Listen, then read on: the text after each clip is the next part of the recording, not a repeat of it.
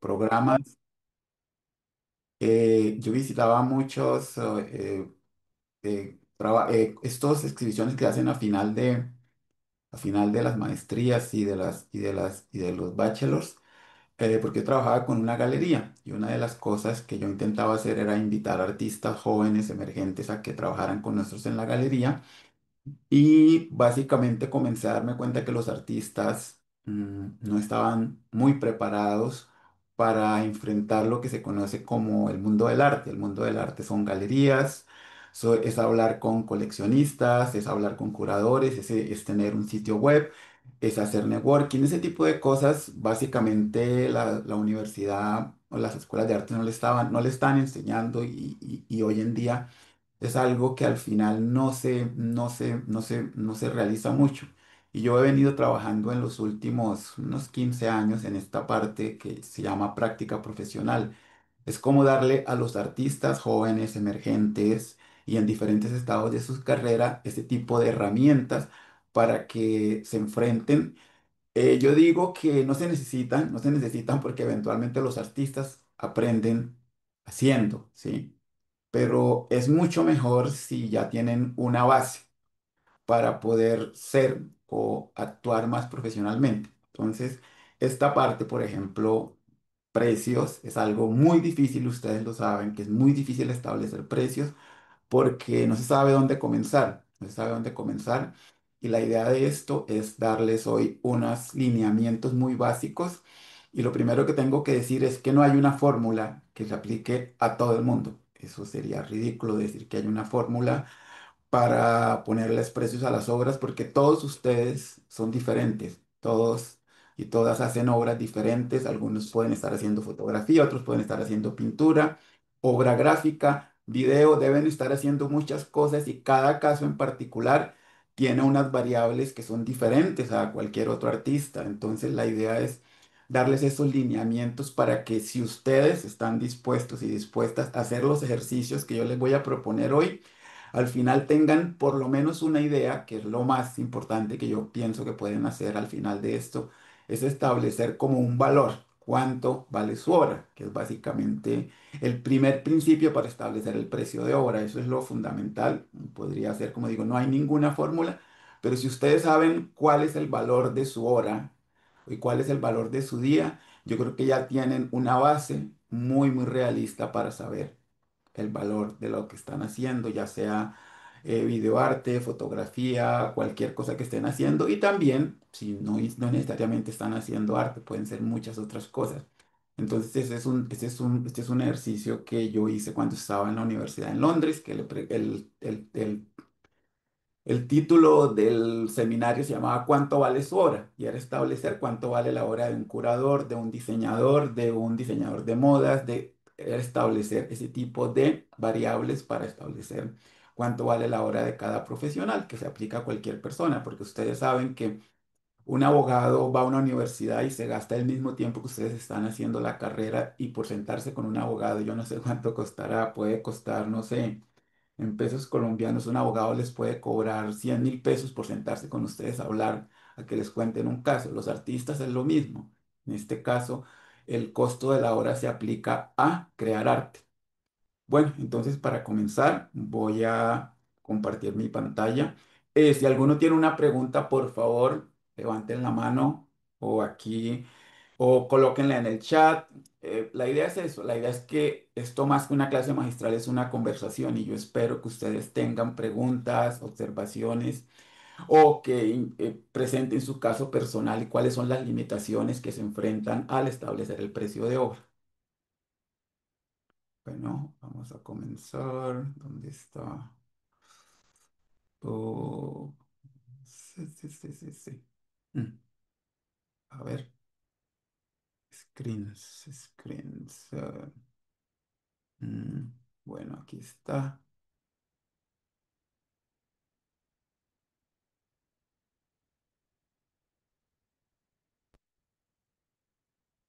Pueden ver, pueden ver mi pantalla. Sí,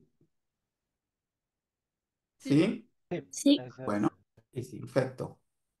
Mm, eh, algo una cosa que quiero aquí que no puedo ver es cómo ustedes pueden ver el cursor. Sí, Sí, lo vemos. Ah, porque bueno, listo, es que a veces yo tengo que decidir cómo si ustedes lo ven. Listo, esta es la presentación. Mm, este es un dibujo hecho por un artista que ustedes pueden conocer o no, Grayson Perry, que trata de ser muy irónico sobre la realidad del mundo del arte. Ustedes ven los críticos, los coleccionistas, los curadores, los dealers y los artistas. Los artistas terminan siendo aquí en este caso las víctimas, que es algo real. Yo pienso y efectivamente en la cadena alimenticia los artistas están abajo y son los que producen todo el material. Sin arte no habría curadores, no habría dealers, no habría coleccionistas y no habría críticos, pero los artistas son en el mundo del arte, las personas que reciben los salarios más bajos. Y hay una razón para esto. Yo les propongo, voy a comenzar con esto. Es un post que hizo Mar Spiegel en Instagram. Él estuvo director de Art Basel por mucho tiempo y ahora tiene un grupo de estudio para explicar las dinámicas del arte. Yo les voy a dejar el link aquí. Ah, van a recibir toda esta presentación, ustedes la van a recibir, entonces no hay necesidad que estén ocupados, ocupadas tomando notas. Ustedes van a recibir toda esta información al final de la charla. Yo estoy abriendo el post y se lo recomiendo que lo lean. Dice 10 preguntas que todos los artistas se deberían estar preguntando ahora. 10 preguntas. Y una cosa dice, ¿cuáles son las preguntas? Voy a ir muy rápido y yo no los voy a, y ustedes tendrán tiempo. ¿Qué está pasando con el mercado del arte? Mm, necesito estar en Instagram para los que están o los que lo dudan. Eh, sí, necesito estar en Instagram. ¿Qué tengo que hacer en Instagram? Eh, ¿Tengo que enfocarme en ser solo un artista? Siguen preguntas. ¿Tengo que ir a las ferias de arte? ¿Necesito tener una galería? ¿Necesito tener un agente? ¿Debería colaborar con corporaciones? Y ¿me debo enfocar en mi país o mirar un poco internacional? ¿Qué pasa hoy con el arte político? Y la conclusión, y es la que yo me voy a enfocar ahora, y es que dice, la idea de hace mucho tiempo, desde las escuelas de arte y los profesores y los periodistas, que es malo para los artistas involucrarse con el mundo del arte del mercado. Significa que gaslighting, que es una cosa de no vale la pena estar, los artistas les han dicho que el mundo del mercado del arte no es para ellos, que dejen eso para las galerías.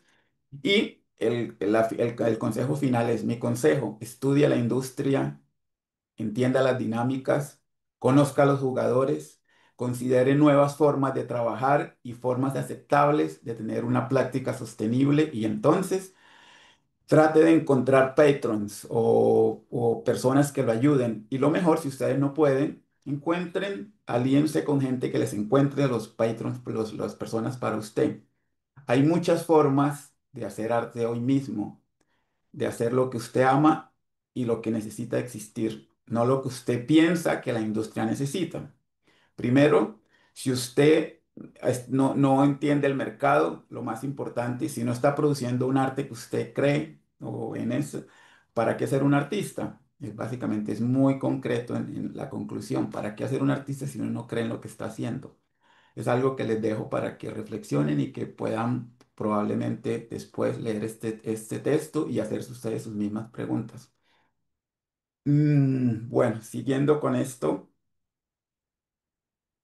hay algo que me llamó la atención del post que dice, esté cerca de los artistas porque ellos ven el futuro primero. Me parece que esa es una manera muy concreta de aceptar que el trabajo artístico es fundamental, es importante. Y yo como curador sigo pensando que muchas veces pasa que no entiendo lo que los artistas están haciendo, no lo entiendo hoy y en 2 o 3 años todos los puntos se juntan y ya comienzo a entender esto, lo que me intentaban decir. Eso es algo que nosotros discutimos mucho tiempo, que a veces no entendemos lo que los artistas están haciendo y es porque los artistas andan mucho más adelante que el resto de nosotros. Y yo creo que eso es importante para que ustedes tengan una motivación. ¿Por qué seguir haciendo arte? ¿Por qué seguirlo haciendo? ¿Y por qué confiar en, o cuando la gente tiene problemas porque se siente incomprendido, yo les digo, sigan haciéndolo. Lo más importante para un artista es estar comprometido y estar feliz y satisfecho con lo que están haciendo, sin importar si haya una audiencia. En el final, la audiencia llegará. Ya pasé por acá y hay un libro que tiene esta cuota, esta acotación. Aunque las artes pueden operar con éxito en el mercado, su afinidad natural es con el obsequio. Es algo que se llama el gift, el dar, más que con intercambio comercial. La gente cree que los artistas se dedican desinteresadamente al arte y que el precio no refleja la calidad y que las artes son gratuitas. Ese es parte de un libro que se llama ¿Por qué los artistas son pobres? Es un economista danés que hizo este libro. Si alguien está interesado, le puedo enviar una copia, pero es material de economistas. No hay hay muchos estudios de caso, pero pues yo trato de explicar por qué escogí esta selección. Mm, Aquí hay algo que dice, cada artista adquiere un conjunto de habilidades únicas y una audiencia valora, por lo tanto, te recompensará por ello. En realidad estás brindando un servicio estético para los sentidos. Cuando hablamos del arte como un servicio, y es lo que los museos hacen. Los museos presentan un servicio cultural y el servicio cultural es ofrecer arte para el disfrute de los sentidos y los artistas lo están haciendo. Entonces, se representa una obra de arte como un artefacto. Si tuvieras cualquier otro trabajo, recibirías una compensación por tu tiempo y esfuerzo y saber acumulado, ¿verdad? Por eso es tan importante establecer con precisión cómo ese valor se establece, porque esta suma monetaria regresa a tu bolsillo con una ganancia después de una venta. Aquí hay tres razones que yo identifico para valorar consistentemente. Una, la más importante, creo, uno les puede colocar una, ¿cuál es la más importante? Proyecta credibilidad. Las galerías, compradores y coleccionistas prestan mucha atención a la consistencia en los precios. Precios demasiado arbitrarios o carentes de lógica económica crearán dudas e inquietudes. Yo trato de escuchar conversaciones desde hace mucho tiempo cuando voy con coleccionistas a exhibiciones, ¿cuál es la charla que se organiza a través de preguntar el precio?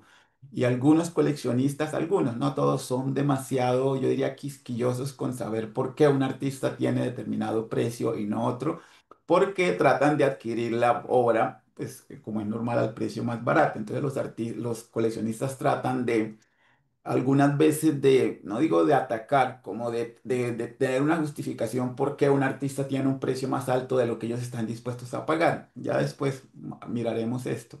Pero es eso, cuando el precio está correcto, el artista sabe y los coleccionistas saben que es un artista respetable y que sabe y por diferentes razones tiene el precio que es correcto.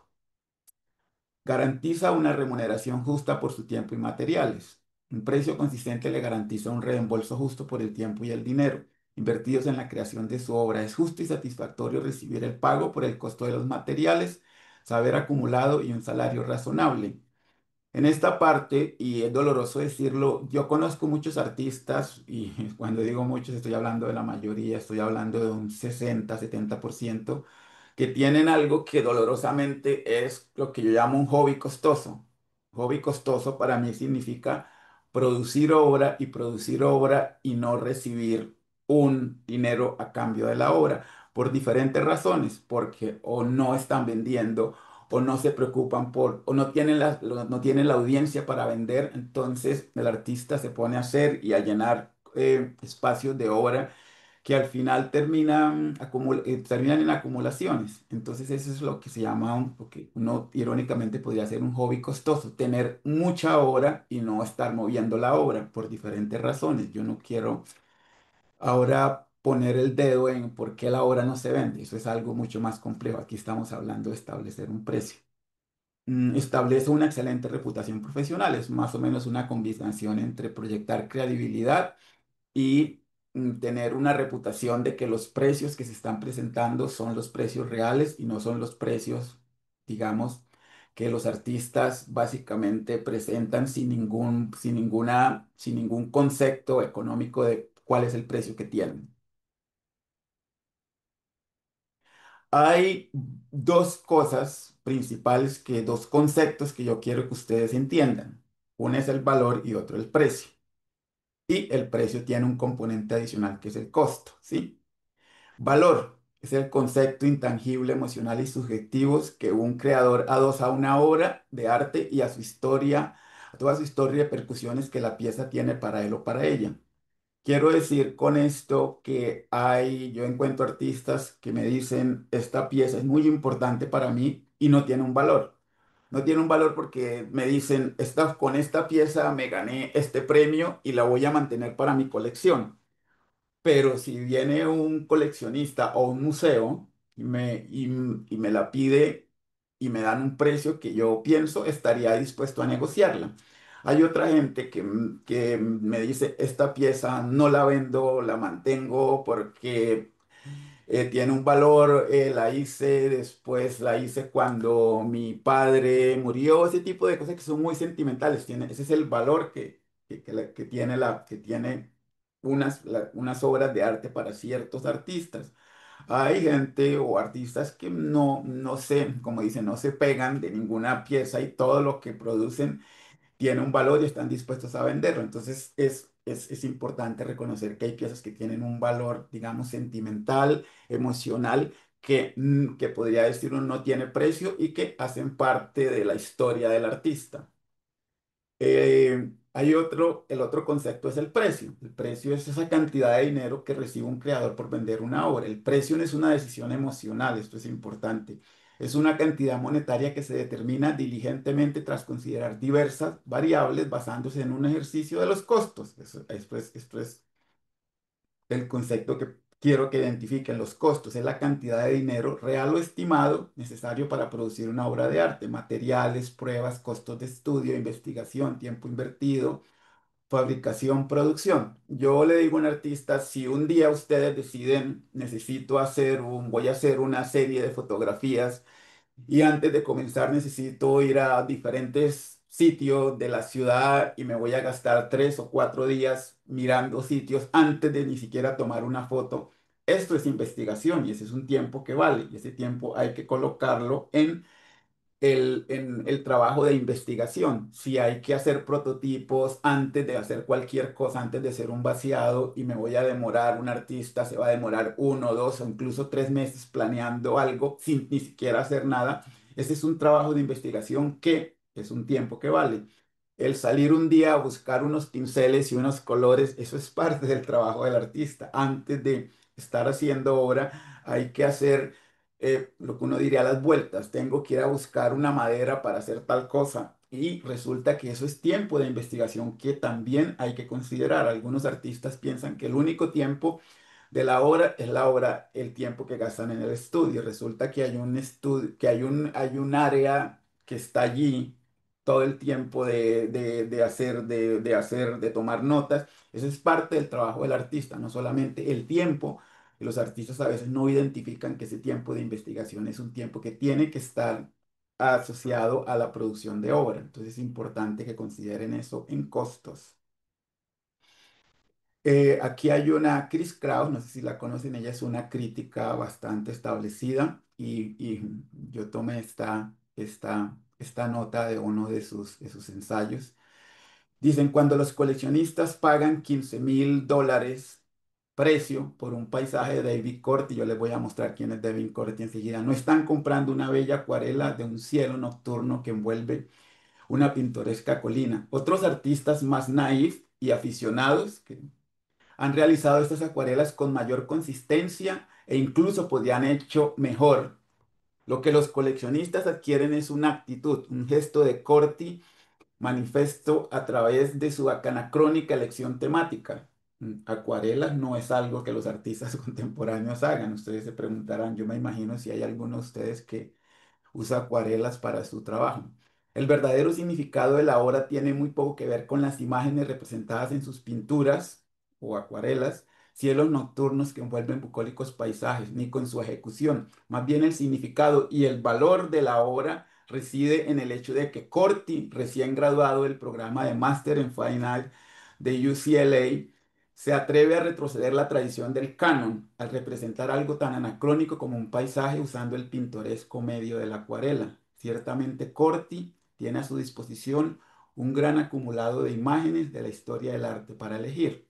Y les voy a mostrar ahora Corti para que entiendan de qué está hablando. Oh, tengo que mover esto. Aquí está Corti. Corti es un artista del Máster en Fine Arts y usa acuarelas, que es algo de verdad muy extraño que un artista de uno de los máster más importantes de los Estados Unidos decide usar acuarelas. Los coleccionistas les encanta que un artista de ese nivel use acuarelas y eso es lo que ella llama el valor agregado de un artista. Ya después vamos a ver qué significa esto. ¿Alguna pregunta? Bueno, continúo. Mm,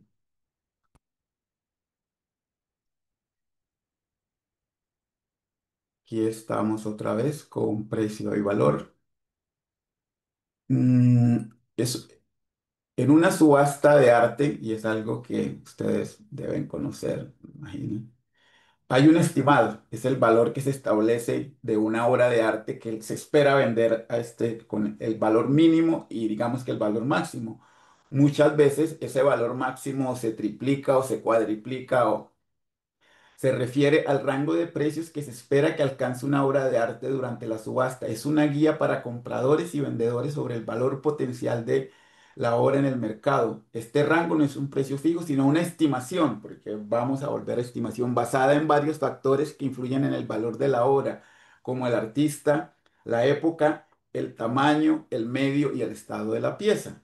Es algo, estamos hablando de arte que hace parte de lo que llamamos el mercado secundario. Para explicar un poco, si ustedes están enterados, el mercado primario es lo que ustedes venden en su estudio y lo que las galerías venden, y el secundario es una vez vendida una pieza, entra a un mercado secundario que son las subastas. Alguien compró algo ahora y en 4 años lo va a vender, eso es mercado secundario. Esto se está hablando de mercado secundario. O ustedes de pronto no saben, o de pronto saben, yo podría estar equivocado. Si el estimado está errado, ahora no se vende. Hace poco, hace unas par de semanas o la semana anterior, pasó algo en el mercado muy extraño. Y estoy hablando de algo específico. Un Giacometti de 70 millones no se vendió. Uno esperaría, muchos esperaban que esa fuera la pieza que iba a alcanzar el valor más alto y no se vendió. No habían compradores, nadie ofreció 70 millones. ¿Por qué? Porque en el mercado hoy en día, con la situación de los Estados Unidos y de las tarifas y de todo este tipo de cosas, la gente tiene mucha precaución en comprar algo porque no sabe si el precio de 70 millones va a poder venderse, porque esto es una inversión. La gente probablemente le interesa la escultura, pero lo que están pensando es comprarla ahora y venderla después. No hubo ninguna ventas. Todo el mundo quedó, como diría uno, con la boca abierta de que una escultura de Giacometti de 70 millones no se vendiera. ¿Por qué? Porque la gente pensó que el estimado para el momento estaba muy alto, no se vendió. Un ejemplo. Volvemos a precio y costo. Mm, el cálculo de los costos. Yo les indico dos partes de hacer el cálculo de costos. Hay un componente matemático que son números. Si ustedes van a hacer arte, tienen que pagar por unos materiales, pagar por el estudio, son números, estamos hablando de números, todos se establecen en base a un precio. Y la fijación de precios, hay un componente artístico, son unos componentes que son más relativos, ya los veremos después. Dice, el cálculo de costos, la parte matemática y la parte artística son dos procesos separados pero interrelacionados. Muchos artistas se centran en encontrar el precio justo para su obra, pero no es realista si no se evalúa con precisión los costos de producción. Y hay un concepto que es fijación de precios. Implica un ejercicio relativo e individual de evaluación y comparación de diversas variables relacionadas con tu práctica para estimar lo que en el mercado se conoce como Unique Selling Point. Ustedes habrán escuchado el valor complementario único o el Unique Selling Proposition. ¿Cuál es la proposición de cada uno?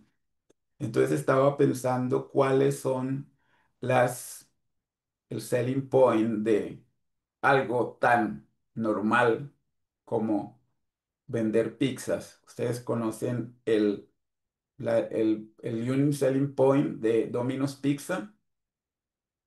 Es este. Es un moto. Les entregamos la pizza en 30 minutos y y si no, está gratis. Ese es el selling point de Domino's Pizza. No, estamos hablando de una compañía.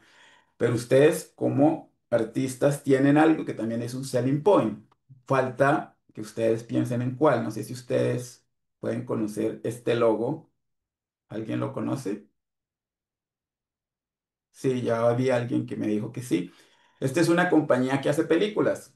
A24 es muy famosa y ustedes me imagino que habrán visto muchas de las películas. Aquí están algunas y es una compañía y dice películas de autor de bajo presupuesto que ganan premios. Ese es el selling point de las películas, ¿sí? Eso es lo que ellos ofrecen. La idea es que ustedes como artistas tienen algo único y la idea es si ustedes están interesados o interesadas en saber qué los hace único del resto de sus compañeros o personas que trabajan y cómo esa unicidad le da un valor agregado a los precios que ustedes van a colocar. Eso es solamente unos ejemplos. Es un concepto relativo que resalta que su arte sea distintivo y particular y que los distingue de otros artistas. Hay artistas que usan materiales únicos, hay artistas que usan solamente reciclaje, hay artistas, yo conocí a un artista en Bogotá cuando vivía que usaba un lino único que lo fabrica una familia en Italia y que hay que esperar 4 años para que le vendan a un artista 10 metros de lino y cada metro de lino costaba 2 millones de pesos. ¿Entiendes? Él les decía a la gente, este lino es único, lo hace esta familia que lo lleva haciendo hace 300 años y ya desde el principio una pintura tenía un valor de, imagínense cortar unos 40 por 40. Ese era lo que lo hacía diferente, que él no compraba ningún lino local, sino un lino especial que una vez un artista le recomendó y él hace todo lo posible por tener ese lino y te puede hablar 15 minutos de las fibras y de esto y lo otro. Entonces, la proposición de valor que él tiene, que está pintando en un material único que nadie más, yo me imagino que en Colombia o en ninguna parte, tiene el mismo lino, que a algunas personas le darán un valor, para otros dirán no. A mí me da lo mismo si yo compro mis lienzos en Panamericana. Ese es el tipo de cosas que los artistas tienen algo que los hace distintos a los demás. Y yo creo que ustedes saben o deberían saber qué los hace diferentes a los demás. Esa es parte del compromiso del artista, saber que la investigación, los materiales, como la forma en que se trabaja, el concepto, tienen algo que los hace diferentes al resto. Porque como yo digo, cada ustedes son únicos, cada uno y cada una tienen algo que los hace diferente del resto. Yo los invito a que piensen qué es exactamente, qué los hace diferente del resto. Mm, Ahora viene el valor complementario único. Es básicamente, si no lo encuentran como algo muy específico, tendrían que mirar ¿cuál es la experiencia y el prestigio que ustedes tienen como artista? ¿Cuántas exposiciones han hecho? ¿Dónde las han hecho? ¿Han ganado un premio o se ganaron una beca? Hay esos valores que están ahí y que los artistas muchas veces no toman en cuenta cuando deciden los precios. Y es, si yo estudié una maestría en Colombia o afuera, esto te pone a un nivel más alto que otros artistas. Entonces es tener en cuenta eso cuando se hacen cuando se hace la valoración. Calcular costos no es complicado porque es un ejercicio de números exactos. Uno más uno siempre será dos. Es el componente matemático, como digo. Sin embargo, muchos artistas al ser consultados no pueden decir con certeza cuánto gastaron en la creación de las obras. Uno pregunta, yo soy muy curioso y pregunto, ¿este pincel de dónde viene? Entonces me dice, no, este pincel lo consigo en tal parte. Y hay una gente que usa unos colores que son mucho más costosos, que es el gray painting, que es mucho más costoso que cualquier otras pinturas. Pero los artistas, literalmente yo digo que compran pinturas en cantidades y cuando uno va a hacer la contabilidad, ellos no recuerdan cuántos compraron cuántos han comprado en el último año. Entonces, los costos de producción terminan siendo muy especulativos, mientras que hay otros artistas que cada vez que compran algo ponen el recibo en un cuaderno y anotan y saben, yo conozco artistas que tienen una lista de cuántas horas se han gastado en una pintura que llevan haciendo 4 años. Detrás de la pintura hay un Excel y anotan cada vez, pueden ser 3 veces al mes o una vez al año que se dedicaron 3 horas a esto. Hay gente que es muy sistemática, no todo el mundo tiene que hacerlo. Hay unos artistas que comienzan una obra y la terminan inmediatamente. Hay otros artistas que hacen diferentes obras al mismo tiempo, entonces depende de cada uno para establecer, digamos, cuánto tiempo le han dedicado a una obra en particular. ¿Por qué parece tan complicado? La respuesta radica en que se deben realizar dos procesos diferentes. Los procesos diferentes es calcular los gastos de estudio, cuánto vale mantener un estudio. Esos son los gastos generales, facturas, servicios y establecer un salario personal. ¿Cuánto necesito yo como artista para vivir y para mantener un estilo de vida? Vamos a ver esto ahora. Calcular el costo, disculpa, se fue mucho. Calcular el costo monetario de su tiempo. Al final, como digo, si ustedes hacen los ejercicios que yo les propongo, van a saber cuánto vale su hora de trabajo en un año y cuánto vale un día de trabajo. Ese es el reto que yo les propongo a ustedes para que tengan idea de cuánto vale la hora de su trabajo. Calcular los gastos fijos de estudio y salario son dos ejercicios que se van a hacer. Y ahorita les muestro cómo lo van a hacer. Un artista independiente o un creativo tiene un estudio y hay lo que se llama gastos fijos, overheads, gastos fijos. Ustedes decidieron alquilar un estudio. La renta es, digamos, 200.000 pesos al mes. Ustedes pueden ir al estudio todos los días y producir algo. Y ahí están usando el estudio. Resulta que alguien se enfermó, tuvieron una emergencia familiar y se fueron, tuvieron que viajar. No le pueden decir al dueño del estudio, esta vez yo no trabajé, no voy a pagar. No, esos son los costos que hay que pagar todos los meses por un estudio. La cuenta de electricidad, así no haya usado electricidad, hay que pagarla. El internet hay que pagarlo, así no haya estado en el estudio. Entonces es lo que se llama los gastos fijos de mantener un estudio. Todo el mundo los tiene, todo el que tenga un estudio. Alguna gente me dice, yo no tengo un estudio, yo trabajo desde la sala de mi casa. Bueno, ¿cuánto vale la renta de la casa? Y uno puede decir, divida el área de la casa que utiliza una habitación, ¿no? Y decida cuánto de estudio usted estaría pagando si no estuviera en su casa, que es el valor agregado. Alguna gente, no, yo trabajo en el garaje de mi papá. Bueno, sería decente que en un momento tuviera que pagar el arriendo, aunque el papá no le esté cobrando por eso. Pero estamos hablando de cómo se establece el precio. Todo eso tiene que estar estimado y puesto en números para saber cuánto vale producir arte. Los gastos fijos de estudio, ahí están. Después, a continuación se debe sumar los gastos, el cálculo del salario personal. ¿Cuánto me vale vivir un año en lo que me gasto en comida, arriendo, la cuota del carro? Todo ese tipo de cosas hay que ponerlas en una lista y ustedes van a establecer cuánto es el salario que ustedes desean ganar. Para mirar un poco esto, vamos a mirar ya las tablas. Yo antes de moverme aquí, yo dije, ¿cuánto se gana un artista en Colombia? ¿Cuánto se debería ganar? Yo miré esto que se llama, ¿cómo se llama? Tusalario.org. ¿Ustedes lo han mirado? Salario mínimo de un artista de artes plásticas entre 2.592.000 a 15 millones por mes. Uno dice, "Pues, seguramente que sí hay gente que se está gastando eso.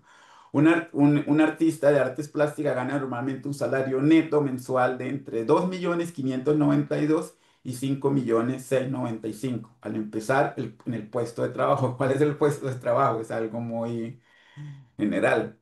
Debería tener un artista que uno diría que tiene 3 o 4 o 5 años de práctica. Ustedes me imagino que al principio no tendrán un salario o estarán haciendo, tendrán un trabajo, tendrán otro tipo de cosas, pero eso es lo que me dice eso es lo que me dice el tusalario.com, porque quería tener una aproximada. Voy a usar una cifra que es demasiado abstracta porque no sé cuántos artistas se puedan estar ganando eso. Dice, un artista de artes plásticas normalmente un salario neto mensual. Esta información puede estar equivocada. Entonces vamos a ver las tablas para que se hagan una idea de qué estamos hablando. Las tablas están aquí. Ustedes van a recibir esto y este es el ejercicio que yo les propongo que hagan. Gastos de estudio es en un año. Ustedes van a tener que establecer cuánto vale el arriendo del estudio, cuánto están pagando del arriendo, la hipoteca, los servicios, la luz, el internet, la seguridad. Algunos estudios tienen seguridad. Algunos estudios ustedes los limpian ustedes, pero hay un área que es común y hay una compañía que dice, ah, tenemos que pagarle a la aseadora tanto para que haga una limpieza semanal. Todos esos gastos tienen que estar ahí, la compra o alquiler de materiales, herramientas, seguros de los equipos, cuánto vale asegurar el computador que usan, la cámara, todo eso tiene que establecer los costos. eh, Mercadeos y servicios. Una cosa que les digo aquí, no tienen que llenar todas las áreas. Ustedes miran su práctica y deciden en qué están gastando y qué no están gastando. No tiene que estar, cada concepto tiene que poner un número. No, si no hay un número, solamente siguen. No tienen que colocar todos los números que están aquí. Este es un caso ideal donde yo lo utilizo aquí en Finlandia con los artistas y les pregunta en qué gastan, qué no gastan, y eso se hace a través de preguntarle en qué los artistas qué gastan en su estudio. Marketing y publicidad. Hay gente que gasta cuando hace una exhibición, decide colocar una pauta en Facebook o en Instagram de una exhibición. Si ustedes no lo hacen, pues está bien. No es obligatorio hacerlo. Hospitalidad. Si voy a hacer un Open Studio, me voy a gastar dinero en comprar unas bebidas, en hacer unos canapés, ese tipo de cosas que ustedes saben que tienen que meterse la mano al bolsillo cada vez que hacen eventos, ese tipo de cosas. Envíos, si tienen que enviar material, si tienen que... Ese tipo de cosas que un artista hace todo el tiempo. El website, cuánto le cuesta mantener el website. Membresías y asociaciones, lo uso en general porque aquí los artistas pertenecen a la Asociación de Pintores y tienen que pagar una cuota anual. La Asociación de Impresores, la Asociación de Fotógrafos, eso les da unas ventajas en cuanto a asesoría legal. Ese tipo de cosas está aquí. Si ustedes no pagan ninguna membresía, ninguna asociación, de pronto alguno pertenece a la asociación de exalumnos o no. Entonces ese es un pago que hay que acomodar aquí. Contabilidad y servicios profesionales. Si ustedes necesitan un modelo o un fotógrafo que les documente obra, un diseño especial, ustedes necesitan hacer algo en 3D y ustedes no lo manejan, necesitan contratar a alguien para que les ayude. Ese tipo de servicios que hay que pagar cuando ustedes no son capaces o no tienen el tiempo para realizar algo relacionado con su obra. Viajes, seminarios y networking. Yo les digo a los artistas que, bueno, si ustedes están trabajando y un día quieren ir de pronto a una feria de arte internacional para promover su trabajo, deberían hacerlo. Y eso debería salir del dinero que ustedes hacen como artistas. Si van a un fin de semana a Art Basel en Miami, eventualmente, al principio dirán, no, no lo puedo hacer porque no tengo el dinero, pero eventualmente uno dice, en 3 o 4 años de trabajo, eso debería ser parte de la misión del artista, que mi trabajo, que la venta de Biombra me permita tener actividades de networking internacional o local, es su decisión, pero si ustedes organizan bien el presupuesto, el dinero les debería salir de la venta de obra. Otros gastos, visas, seguros de viaje, etcétera, lo que uno hace cuando va a viajar. Transporte. ¿Cuánto me vale la cuota del carro o el parqueadero para ir?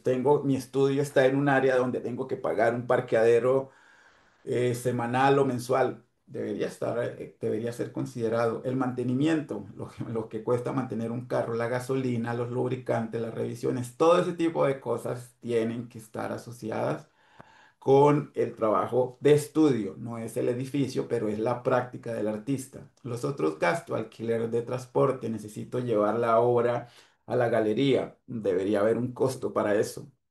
Investigación y academia es para algunos artistas. Les necesitan comprar libros, salió un libro sobre esto, necesito comprarlo. Licencias, se me venció la licencia del Photoshop y tengo que renovarla.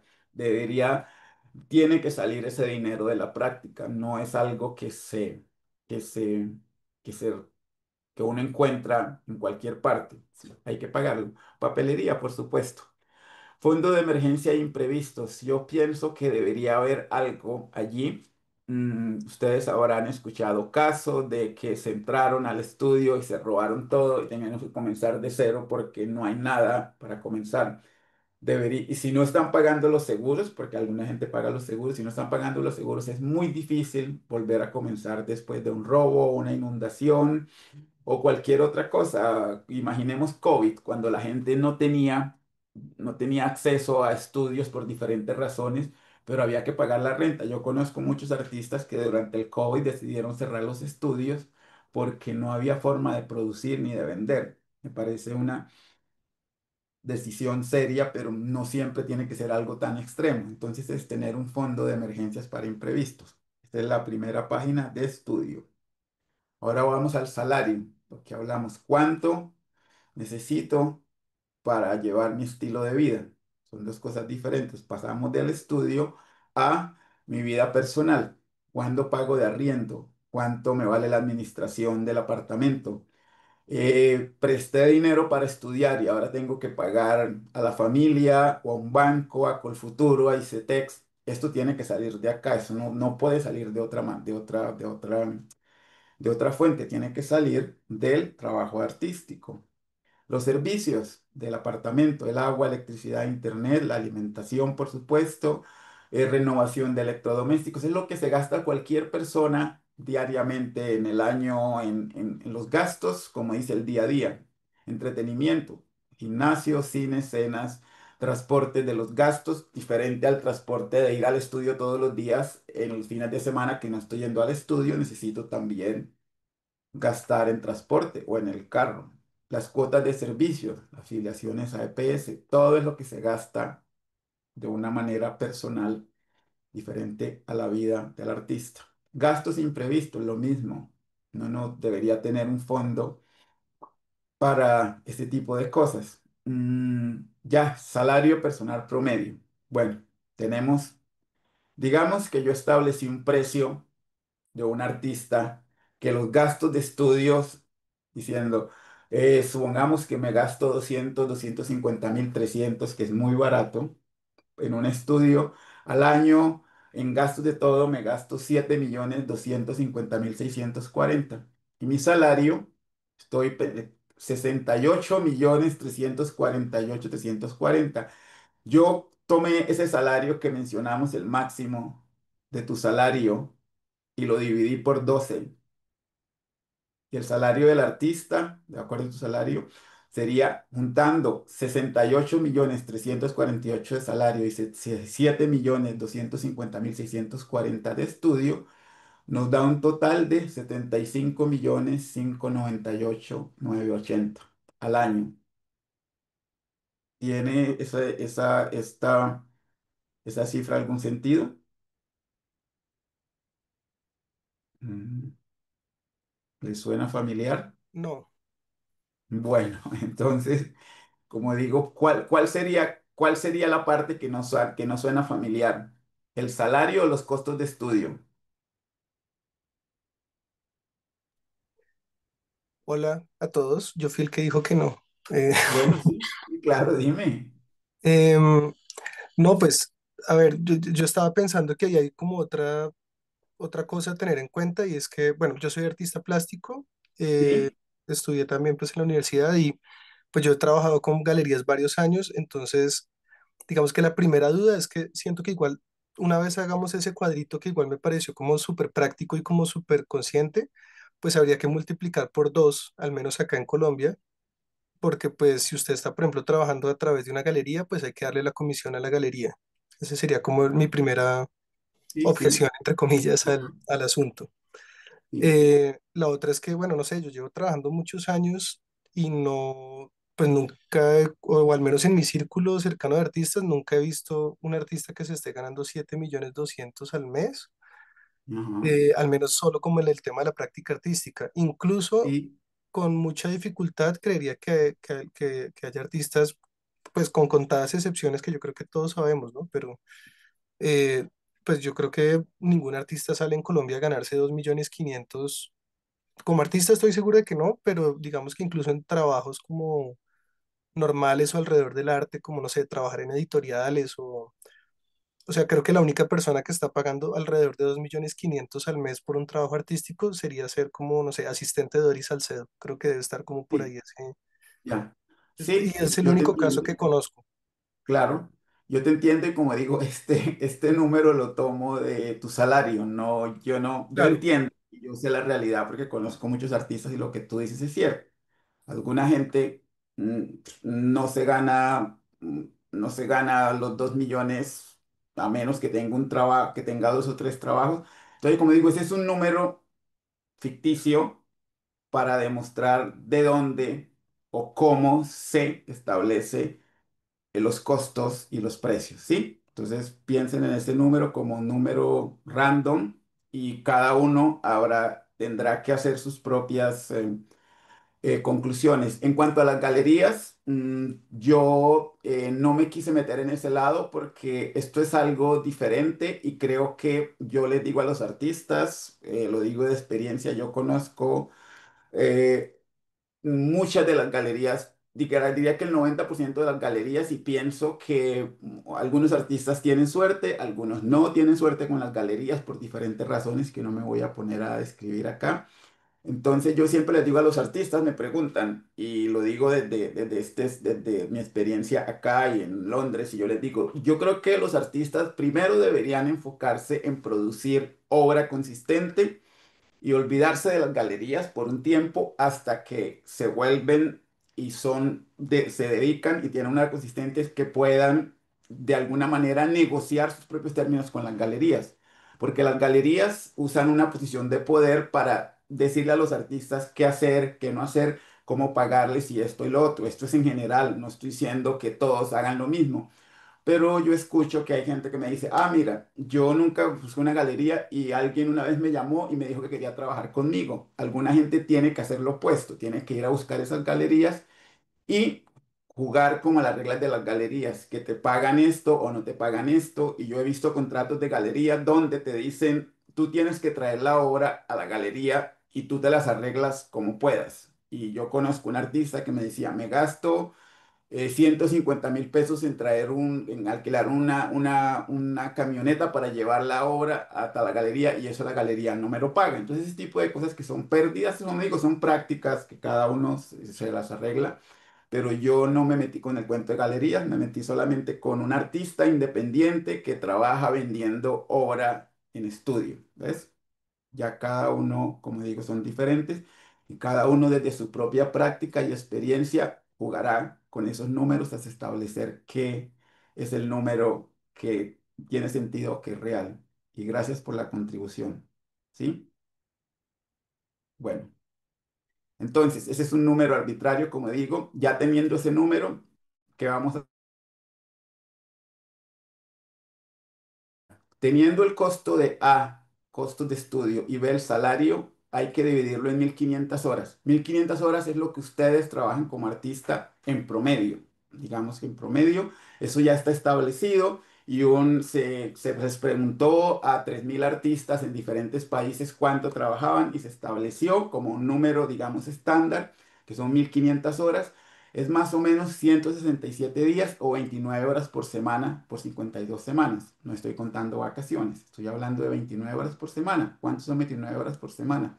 Pueden ser 6 o 7 y como dije al principio, ustedes pueden estar trabajando más, pero no la cuentan porque estaban haciendo investigación, porque fueron al estudio de alguien a preguntar algo. Ese es el trabajo que se considera artístico, no necesariamente el trabajo de estudio. Piensen en eso como un número y que cada uno decide o establece. Yo creo que todo el mundo debería estar seguro de que todo el trabajo artístico es no solamente producir ahora, sino investigación, ir a tomar notas, ir a mirar el sitio, ese tipo de trabajo artístico que la mayoría de artistas no valora o no tienen o no considera cuando está colocando precio. Estableciendo esas 1.500 horas, basado en este número, se establece que el precio de hora es 68.354. Volvemos a lo mismo, es un número abstracto, cada uno tendrá un número diferente. Hay que ganar eso por hora para tener una práctica financieramente sostenible. Quiere decir que no hay pérdidas, que el trabajo se está pagando de una manera justa. 7 horas por promedio al día, estamos hablando de 478 por día. Entonces, claro, uno se pone a pensar, ¿quién se gana eso? Por supuesto, no. Este es un número arbitrario que se ha tomado de tu salario. Volvemos a lo mismo. Supongamos que alguien me dice, bueno, si yo me gano 68.354 por hora y alguien me dice, venga a hacer un taller, digamos, a donde a Zipaquirá, digamos algo, tengo que hacer, si ese es mi número, tengo que hacer un taller a Zipaquirá y voy a hacerlo en 2 horas, no vale la pena cobrar 2 horas, porque ustedes se van a tomar 2 horas allá, pero van a necesitar 2 horas de ida y 2 horas de vuelta. Cuando regresen, las 7 horas se fueron y ustedes solamente se ganaron 2 horas. Hay que cobrar el día y eso lo hacemos acá en este país privilegiado, que cuando un artista trabaja más de 3 horas por día, se le paga el día completo por la misma razón, porque son una hora viajando y ya del día se fue en un trabajo de 3 horas. Entonces, para que lo tengan en cuenta, la hora por día más gastos de viaje es lo que se llama un punto de equilibrio.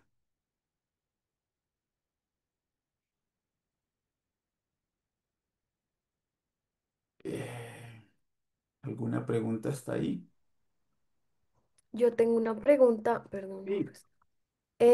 Y digamos, si uno tiene, o sea, tiene, no hace tiempo completo, sino, digamos, mi práctica artística es medio tiempo y tengo otro trabajo de medio tiempo, digamos, ahí, ¿cómo se Sí, manejaría mira, todo eso? aquí está, precisamente no lo mencioné para ver si alguien preguntaba.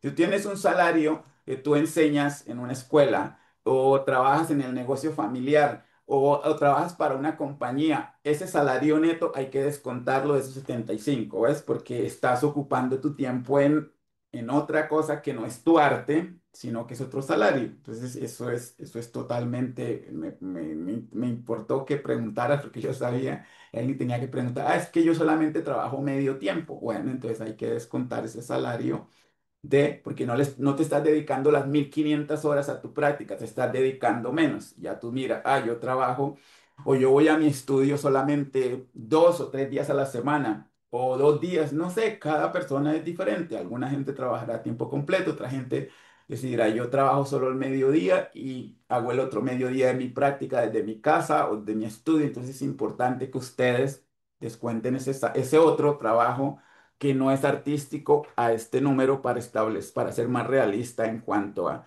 cuánto tiempo se dedica a la práctica y cuánto esa práctica tiene que generar en ganancias. Vale, Gracias gracias. por la pregunta. Ustedes van a recibir eso y yo los invito a que hagan la práctica y establezcan un número de cuánto vale su hora, cuánto vale su día. Y yo creo que eso, en mi experiencia, les va básicamente aclarar, si no lo tenían claro, qué tanto, qué cuesta producir arte y por qué es importante que el precio refleje eso y no que yo esté haciendo arte y que básicamente, literalmente, o lo que tú me decías, yo conozco gente que trabaja para poder financiar una práctica que no es sostenible financieramente. Me parece que es totalmente válido. No, no digo que esto no sea. Hay mucha gente y muchos artistas comenzaron así, trabajando medio tiempo para poder pagar un estudio y en 5 o 6 años pueden decir que es la decisión, ya voy a retirarme de mi trabajo, me voy a dedicar tiempo completo por una razón muy sencilla, y es que la gente que trabaja a tiempo completo le saca mucha ventaja a los que por diferentes razones no lo pueden hacer, independientemente de lo que hagan. Independientemente de lo que hagan. Mucha gente se dedica mucho más tiempo, tiene las posibilidades de no estar, de no sentirse, digamos, y ponerlo literalmente, cansado de terminar 3 o 4 horas de trabajo, ir al estudio y estar totalmente exhausto, exhausta y decir, no, es que no me funciona.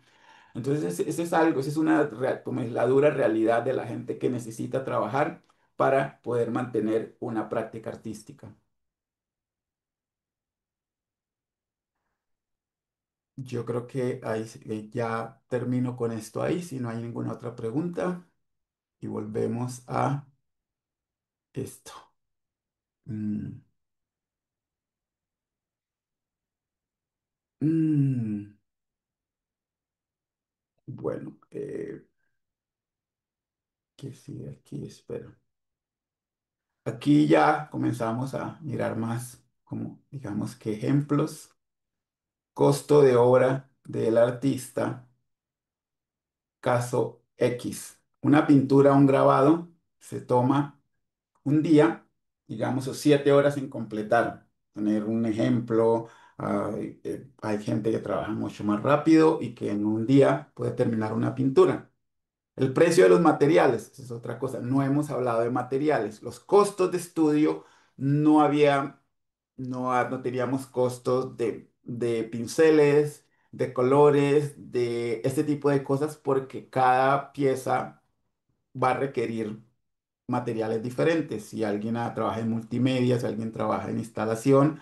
Entonces es importante que consideren ese valor, que también debe ser aproximado. Uno no se va a acordar de cuántas, probablemente alguna gente sí se acuerda cuántos tubos de pintura se gastó en una pintura o cuántas pruebas tuvo que hacer hasta tener el grabado que necesitaba. Ese tipo de cosas son importantes de tener en cuenta, pero esto ahí les dejo más libertad para decir, esto yo me gasté esto, me gasté el otro, porque es muy difícil recordarse cuánto se ha gastado en materiales, pero hay que considerar el costo de materiales.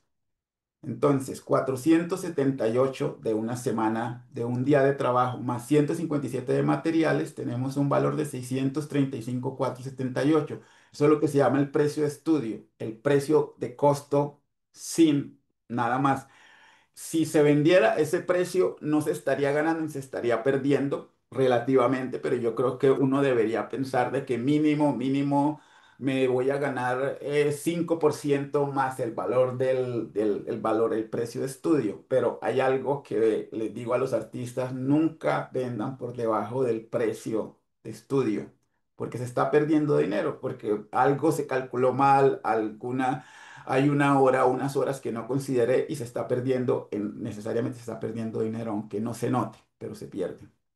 Estudio de caso: el artista Y realiza 15 pinturas al año y sus costos A y B, volvemos a lo mismo, son 75, 598,980. Cada pintura tendrá un precio de estudio de 5,039,932, más los materiales. Alguna cosa de los materiales es como digo, cada es diferente. Si uno piensa en materiales de un escultor que hace obra en bronce, los materiales van a costar mucho más que el trabajo que le va a dedicar. Esto es cierto. Entonces, todo este tipo de información es general, pero cada uno tiene que usarla de la manera más precisa posible en el caso del arte que están haciendo. Ahora, el siguiente paso es la fijación del precio. Esto es establecer el precio de venta al público, que es diferente al precio de estudio, que es cuánto me voy a ganar. Si ya me vale en el estudio 5 millones, 5 millones, ¿cuánto me va a dar la galería? Ahí vuelvo con la galería. Si a mí me vale 5 millones de pesos, ya producirla, la galería le va a tener otro precio, porque me tiene que dar a mí ese precio. No le voy a dar el mismo precio a la galería de 5 millones, porque ahí estaría perdiendo 50%. Eso es demasiada pérdida, ¿sí? Esto es lo que decíamos, el valor complementario único. ¿Qué me hace diferente del resto de los artistas? Aquí tenemos que mirar, ya pasamos de la parte matemática, ya no hay números, ahora son conceptos que son relativos. además de los costos de creación de una obra, otro concepto a considerar al fijar del precio es la misma, es el valor percibido como valor complementario único. Ese valor no es fácil de establecer, es muy relativo y único para cada artista. Se va incrementando con hitos, con los años de experiencia. No es lo mismo el artista que está, que acaba de terminar con el artista que terminó hace 10 años y que ya tiene 10, 15, 20 exhibiciones individuales y también está haciendo pintura del mismo tamaño, más o menos similar. No vale la pena comparar esos dos artistas. Los logros profesionales, récord de ventas. Hay un artista que vende más, hay un artista que ha vendido solo 2 piezas en los últimos 4 o 5 años, mientras otra ha vendido 20. Hice una exhibición y salió una publicación en un periódico o en una revista de arte. Me invitaron a una bienal. Esas son las cosas que hacen a cada artista diferente. Algunos nunca han participado en una bienal, otros en 5 o 6 años han participado en dos, incluso bienales internacionales. Por supuesto, este artista tiene un, tiene como una reputación y un nombre más grande. Esos son los conceptos que cada uno tiene que establecer. Uno dice, no es lo mismo, por supuesto, en una bienal local que en una bienal internacional. Eso sí, aparte de cada uno establecer qué es lo que lo hace diferente. Residencias a nivel local e internacional. El perfil de las galerías, organizaciones con los que colaboran. La reputación artística, lo mismo, o sea, ¿cuál es ese valor complementario único que hace que mis precios podrían estar más altos que alguien de mi misma edad que trabaja en similares, pero que tiene menos experiencia, que no ha participado en bienales? Ese tipo de cosas es lo que yo quiero que ustedes consideren que les hace, que les da un valor único al trabajo que ustedes hacen y que ustedes se consideran como artistas. Mm, uy, ¿qué pasó? Se fue mucho. Ahora viene una cosa que se llama analiza y estudia el mercado local. Y es, ustedes, el precio de ustedes no funciona independiente del resto. Es importante que lo entiendan. El mercado tiene unos precios que la gente y los coleccionistas y las galerías deciden quién puede estar arriba, quién puede estar abajo. Muy extraño que haya un artista joven que tenga los precios de alguien que ya tiene 15 años, que está mucho más establecido. No funciona así. Cada mercado tiene unos precios promedios y eso lo tienen que encontrar ustedes. ¿Cuál es el precio que artistas de su mismo nivel tienen y están vendiendo? Puede ser que los precios estén ahí, pero el artista no vende, entonces no es justo compararse con un artista que no esté vendiendo. Como la gente, es muy curioso que en Colombia la gente siempre habla, oh, yo vendí esto, yo vendí lo otro. Falta ver si los precios son reales o son precios inflados. Entonces, lo que yo digo aquí es que hay que mirar, tratar de establecer cuál es el promedio de valores que el mercado acepta. Dice, no, si haces pintura no te puedes comparar con un artista que trabaja en fotografía, grabados o viceversa. Hay que mirar cuáles son los precios de otros artistas de similar trayectoria profesional, con edad y experiencia similar y trabajando en un medio técnica y tamaños parecidos. Los tamaños es algo relativo también. Ten en cuenta que la ubicación también influye en los precios. Esta es una discusión grande y no la voy a resolver acá. Hay galerías que dicen que los precios de los artistas son iguales en cualquier parte del mundo. Esto es cierto y no es cierto. Yo trabajé con una galería que el mismo artista iba a estar en Arco en Madrid con 3 diferentes galerías y las galerías tienen que sincronizar los precios y saber qué van a mostrar en cada feria y qué piezas se van a mostrar porque no puede haber una diferencia de $5.000 en algo que es en una pintura que es muy similar y que otra galería está ofreciendo por menos, otra por más. Hay que sincronizar los precios. Alguna gente dice, no, es lo mismo que los precios, mis precios son lo mismo en Nueva York que en Bogotá, que en Berlín. Eso no es cierto y esto puede ser algo como un mito urbano de que los precios tienen que ser iguales en todas partes. Eso no es cierto. Yo les digo y hay alguna gente que va a decir que sí es cierto, de esto no nos vamos a poner de acuerdo. Tu propio valor será importante, pero los posibles compradores también esperan que los precios reflejen la experiencia como su récord de venta y su formación, así que examina determinadamente los currículum de los artistas que analizas. No vale la pena solamente mirar el precio, hay que mirar lo más posible que el artista sea o esté en el mismo rango de edad, educación, para establecer un precio más realista.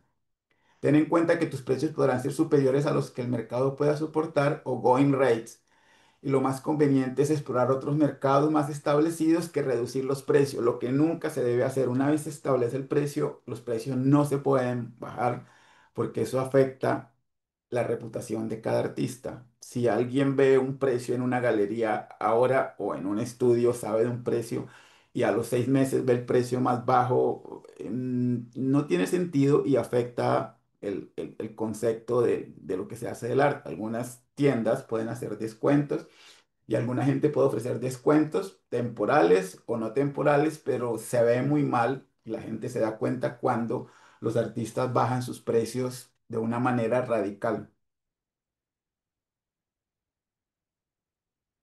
Yo creo que aquí ya a ustedes les podía dar esto y no tendrían que estar conmigo todo el tiempo aquí. Esta es una tabla que explica más o menos en resumen cuáles son las variables que hay que considerar. La parte azul son los costos, ya miramos fijos y el salario, son los componentes matemáticos y son contables, se pueden establecer con números, que es lo que ustedes se gastan en su estudio, y es el costo de la práctica, los costos fijos y el salario y la evaluación precisa de de la hora, el día o el año, lo que establecieron los números. Y ahora, otra parte que son los precios, es estimación y valoración, los componentes artísticos relativos y variables. Hay un componente, aquí que es de color amarillo, que dice, la fijación del precio, el valor y complementario único es único, criterios y valores únicos. Y hay otro componente del precio que es el análisis y estudio del mercado local, los precios promedios de cada artista y los precios de venta basados en tamaños, trayectorias. Yo quiero que identifiquen esto, que hay unos valores únicos de ustedes y unos valores comunes. Esto está conectado. No se pueden tomar aparte porque no es realista tener que alguien tenga que todos los valores son comunes, porque cada artista es diferente y por eso está señalado aquí en amarillo el valor único, complementario único, ya lo expliqué. Si se tiene una maestría, si se tienen más exhibiciones individuales, si se está en una bienal, esto es único y esto es compartido.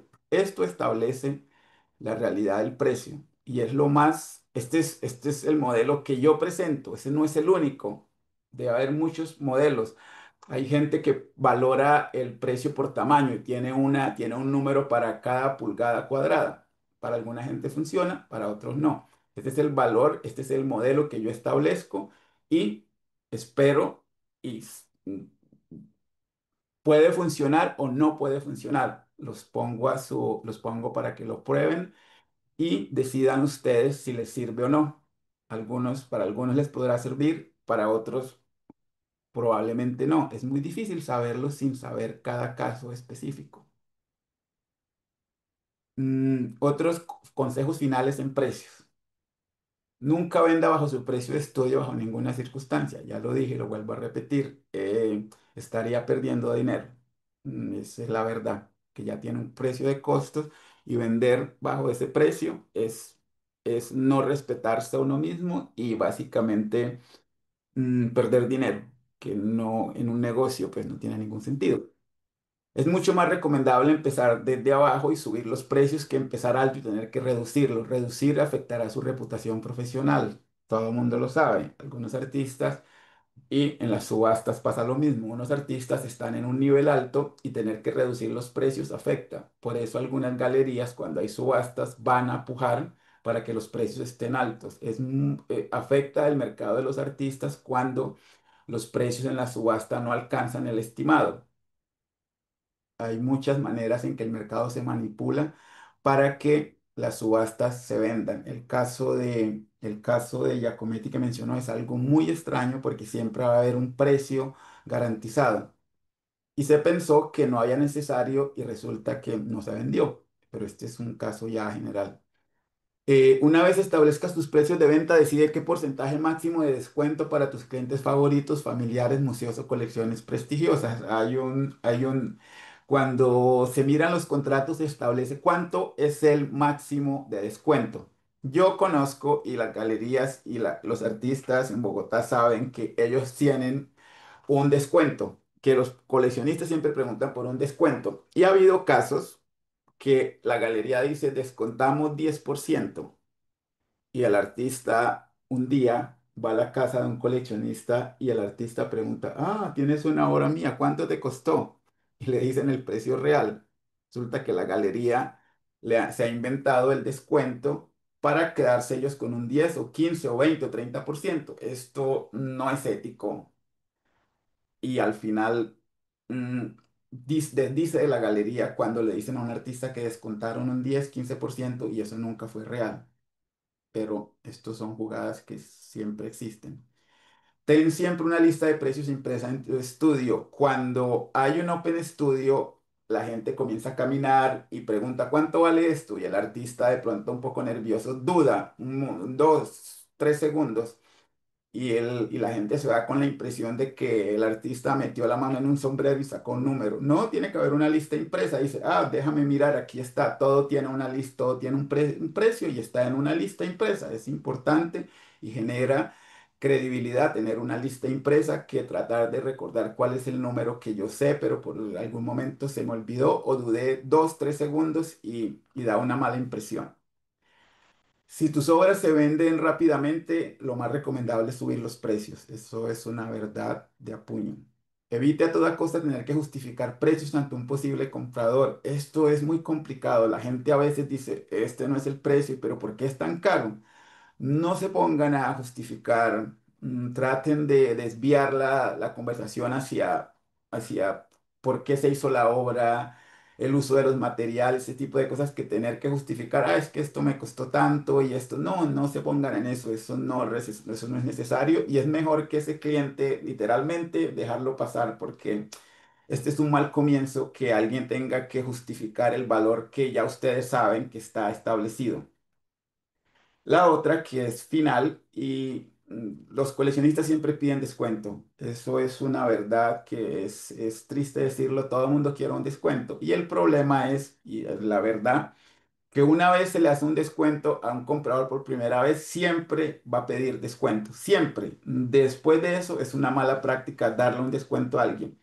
Yo les digo a la gente, no descuenten la primera vez. Díganle al comprador, me compras a este precio, la próxima vez negociamos un descuento, pero la próxima, no ahora. No lo hagan porque ese es un mal comienzo y una vez dado ese paso ya no hay vuelta atrás. ¿Qué pasó? Sale. ¿Qué pasó? Mm. Siempre ten confianza y mantén el precio. Lo mismo que decía antes, si vendes muchas obras o eres emergente, ten confianza de que el precio está ahí. Yo te voy a mencionar un caso de alguien que de pronto no voy a mencionar el nombre porque puede estar acá. Yo estuve invitado a un Degree Show de los Andes, ¿sí? Hubo un error ese día y yo se los dije a ellos que había el opening a las 6 de la tarde y se hizo el crit o la crítica del profesor 2 horas antes. Yo me acuerdo. Y yo llegué con unos invitados y los artistas les fue tan mal que todos estaban afuera quejándose y llorando y ese tipo de cosas porque les fue muy mal. Y yo decía, ¿cómo es posible que se haga un crit el mismo día del opening cuando los artistas tendrían que estar ahí? Yo estaba adentro con 2 o 3 personas y los artistas no estaban ahí, siempre se quería estar con el artista. Entonces, yo prefiero hablar con el artista, en este caso no estaban los artistas y había necesario, como es importante, queríamos hablar con el artista. Yo pregunté por un artista y me dijo alguien, no, aquí está el artista y pudimos establecer una conversación, establecemos la posibilidad de que algunas personas que iban conmigo estarían interesados en comprar algo, pero pues es importante que el artista estuviera ahí y en ese momento no había necesidad de justificar el precio El artista tenía una obra excepcionalmente buena que estaba por fuera de la... Hicimos esta valoración que se hizo aquí y los precios estaban muy altos para un artista que acababa de terminar su carrera. Entonces había dos opciones y la peor opción era bajar los precios. La opción que yo le dije al artista es mantén esos precios y ella iba a hacer una maestría internacional y dije en 3 o 4 años la carrera de ella estaría en el nivel de precios, se establecería el valor y el precio estarían igual. En ese momento el precio estaba muy alto en comparación con su experiencia y eso puede pasar. Entonces es importante que el precio se mantenga. Mucha gente lo puede mantener por 2, 3 años, digamos, y es posible que no venda ese precio en el mercado local, pero puede vender en el mercado internacional. Es una decisión personal. Yo no le digo a nadie que rebaje el precio después de establecido. Entonces es mejor que el precio que quede estable y que la valoración llegue a un momento en que ese precio quede justo junto al otro, pero no vale la pena bajarlo. Eso se los digo por experiencia. No se justifica bajar un precio. El precio correcto, como dice, hace maravillas y te va a ganar dinero que mereces y le da la valoración que ustedes tienen como artistas. Bajar el precio no vale la pena. Incremento de precios. Una vez establecido un precio inicial, deberá aumentarlo gradualmente con el tiempo. Los precios de obra no pueden bajar sin poner en riesgo el mercado y reputación. Ya sé que coleccionistas se quedarán con obras de un valor inferior al que tenían cuando las compraron. Eso ha pasado, que algunos artistas deciden bajar el precio y los coleccionistas se dan cuenta que pagaron 20, 30% más en los últimos 3 o 4 años y lo más probable es que decidan venderlo antes que el precio siga bajando. Mm, límite superior, dice, espera que no puedo ver aquí. Puede parecer obvio, pero los recién graduados y los artistas emergentes fijan el precio de sus obras en el límite inferior la mayoría del tiempo o en el límite superior de lo razonable. En este último caso, tenga en cuenta que tiene toda su carrera para aumentar sus precios de forma constante y sostenible. Por norma general, los artistas podrán considerar aumentar sus precios entre un 10 y 20% cada 2 años o después de un hito importante en sus carreras, como después de una importante exposición colectiva con otros artistas importantes o más establecidos. A veces un artista joven termina en una exhibición de artistas mucho más establecidos. Eso es un hito que debería hacer que el precio suba. Al graduarse de una maestría en Fine Art o de un doctorado, ¿qué pasó aquí? Al recibir una reseña positiva de una prestigiosa revista de arte, después de un año exitoso de exhibiciones y ventas, o lograr una exhibición individual en un museo nacional o internacional. Estos son los hitos que harían que los precios suban, ya sea o cada 2 años o después de uno de estas cosas. Aquí voy a hacer que escuchen es una charla de 1 minuto y medio de un coleccionista sobre el precio que no funciona. Vamos a que lo escuchen, espero que puedan escuchar porque espera a ver. You know, cold calls, we get them. We try to respond to every one of them. I had a wonderful cold call. This is an interesting story. I had a wonderful cold call from an artist, and I won't say where she was from, but I had a wonderful cold call. And I said, you know, your work's really good. Have you sold any? And she said, no, I never sold a painting. I've got all this work that I've been accumulating since I've been painting, and I've got all this stuff. And so I said, well, I like this one. How much is it? And she said, it's $35,000 or $25,50, whatever it was. And I said, well, wait. It's this big, and you've never sold a painting. I said, how are you concluding that that's the value? Mm-hmm. And she said, well, you know, I look at other work online, and I said, but those are people who have a following, and you don't have a gallery, you don't have a following. It's a cold call. I said, I really don't. Look, I like the work, but you're pricing it like you're a mid-career artist who's sold 100 pieces. And so it was an example of somebody who Cold called work. the cold call worked. She was off the money, and the longer we talked, the more offended she became. The more offended she became because I was questioning the valuation she was putting on the work. And suffice it to say, we never did make a purchase, but we loved the work and would have. But you got to kind of you got to follow the cues you're being given, right? Right, exactly.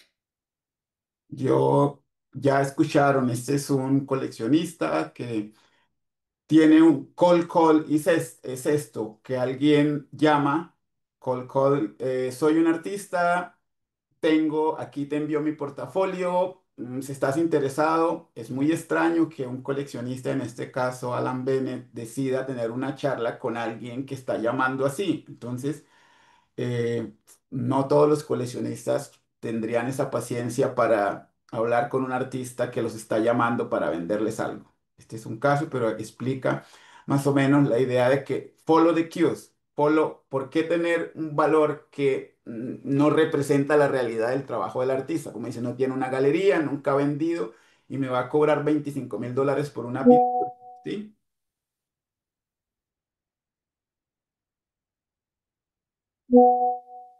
Mm, ¿Alguna pregunta? Ya estamos terminando. Uf, ¿qué Sí, pasó? hay dos preguntas, hay dos Sí, personas que tienen la mano esta levantada, es la Rafa última, y Diego. Ah, ok. esta es la última diapositiva. Hay una, este es un famoso eh, coach de artes y dice, el principal error que cometen muchos artistas es subestimar el precio de su tiempo y trabajo. Y esto generalmente se deben a la falta de un cálculo de costos. Un cálculo de costos es tan importante para un artista que busca vender comercialmente como para uno cuya obra no lo es. Cada artista forma parte de un mercado y tiene un punto de equilibrio que debe alcanzarse para pagar las facturas. El cálculo de costos proporciona el punto de partida para calcular los costos. El precio de una obra puede no guardar relación con el costo de producción, pero nunca deberá costarle dinero de su bolsillo. Es lo que hablaba de cuando el arte se vuelve un hobby costoso, que para alguna gente es sostenible, para otros no, y es una lástima que sea así. Gracias. Las preguntas. Hola Ramiro, ¿cómo estás? Gracias por tu tiempo. Primero, hablas con Sí. Rafael. Te Hola. quería preguntar, ¿tú tienes una recomendación para fijar el precio del valor complementario único? Digamos, para que no nos pase como esta chica del ejemplo que nos diste, que pues infló los precios, porque digamos los otros valores que nos diste, como el costo de estudio y demás, pues tienen como valores un poco más fáciles de entender porque son costos de materiales, costos de Y eso, pero el valor unitario siento que es un poco más, de pronto especulativo, entonces como que está en esa nebulosa claro. donde no sé cómo agarrar para bajar los precios como a precios reales. Sí, yo lo que digo es esto, te lo puedo decir de una vez. Yo conozco artistas que su valor único es la historia que tiene detrás cada pieza. Esa es una cosa que los artistas casi siempre no tienen en cuenta.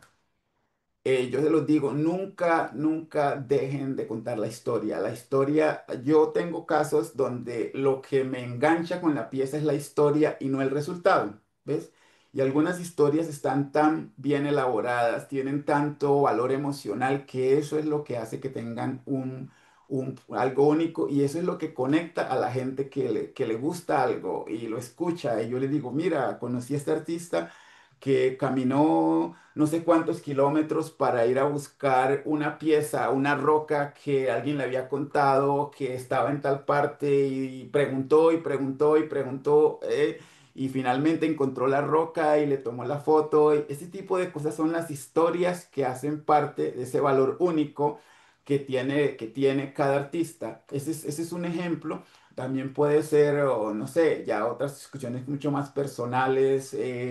Yo recuerdo un artista que me contó, mira, mi papá me regaló una cámara cuando yo tenía una cámara de estas análogas, me regaló una cámara que cuando yo tenía 8 años y yo comencé a tomar fotos y aún yo sigo tomando fotos con esa cámara. Yo no uso digital, yo uso película y es esta cámara. Y tú ves una cámara común y corriente y logra unas texturas que son únicas. Entonces su punto de este valor complementario único que a pesar de que las cámaras digitales te dan unas cosas de color exclusivas y ella sigue trabajando con película y sigue haciéndolas en el cuarto oscuro y cada obra es única y ha sido sacada, impresa en un papel particular. Ese tipo de cosas son los que hacen que esta unicidad hable mucho más de la obra que una maestría o qué tipo de cosas. Entonces hay que mirar, hay que ponerse la mano en el corazón y pensar efectivamente.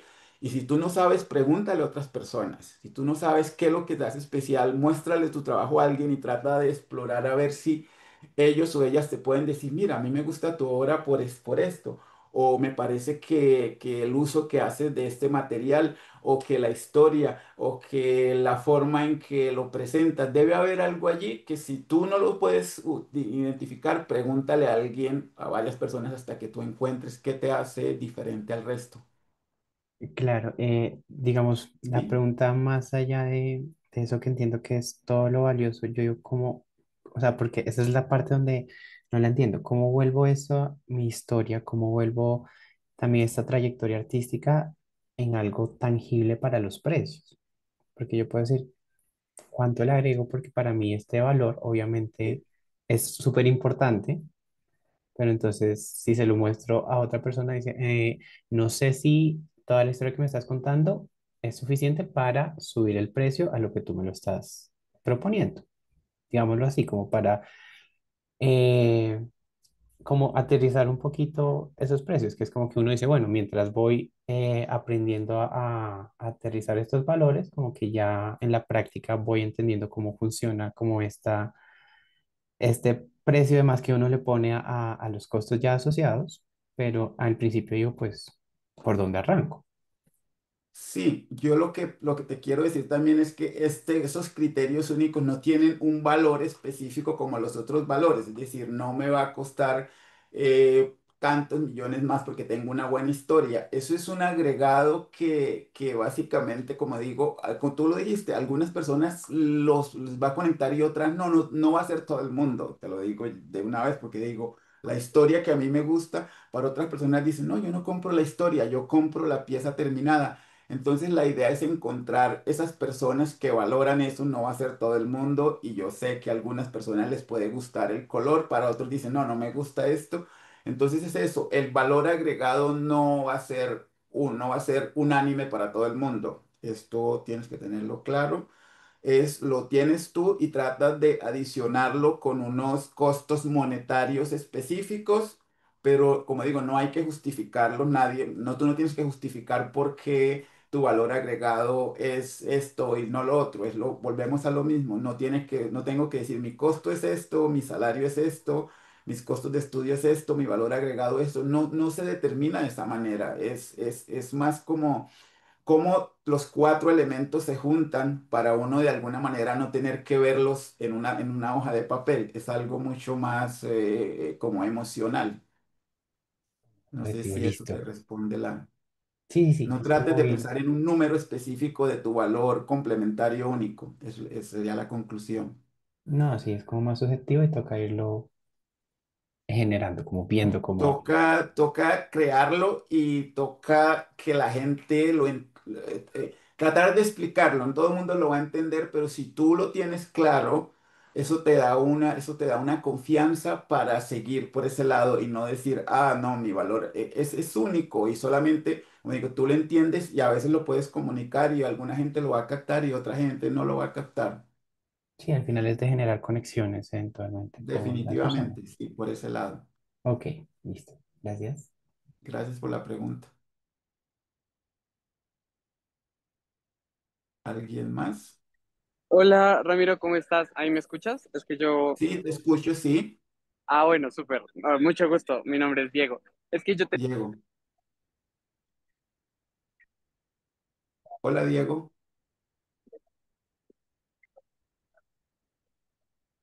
No te escucho, Diego. ¿Me escuchas? ¿Ahí me escuchas mejor? Ahora sí te escucho, sí. Súper. ¿Cómo estás, Ramiro? Mucho gusto. Gracias. Oye, es que te quería hacer una consulta, pregunta, pues digamos, en mi caso, yo Sí, soy fotógrafo.